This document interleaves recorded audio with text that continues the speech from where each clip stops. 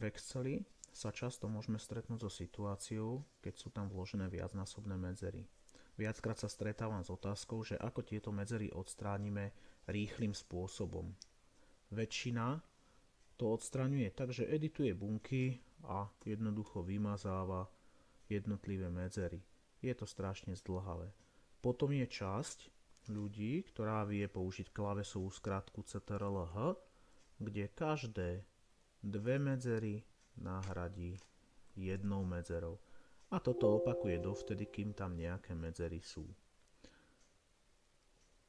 A potom je tu spôsob, ktorý je omnoho rýchlejší, a to je využitie šikovnej funkcie trim. Využijeme na to pomocný stĺpec, do ktorého pomocou funkcie trim krásne očistíme jednotlivé údaje od medzier. Čiže trim zátvorka, bunka B3, stlačíme Enter a ešte kliknutím na rukoveď tento vzorec skopírujeme. Všimnite si priamo tu v tej ukážke už je viditeľné, že tie nadbytočné medzery sa krásne odstránili. S výnimkou medzery, ktorá sa nachádza pred čiarkou. Tu budeme musieť odstrániť pomocou klávesovej skratky CTRL-H.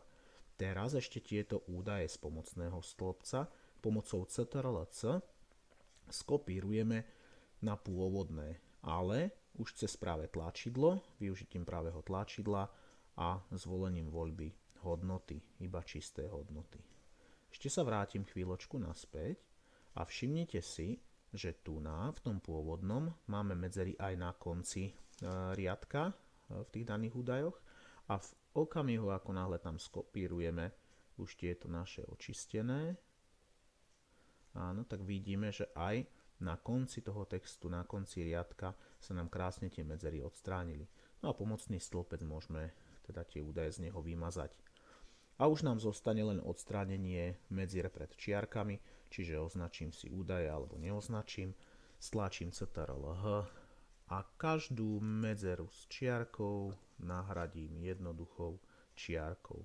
Nahradiť všetky, v tomto prípade sme mali iba jeden výskyt, kliknem OK, zatvorím a údaje si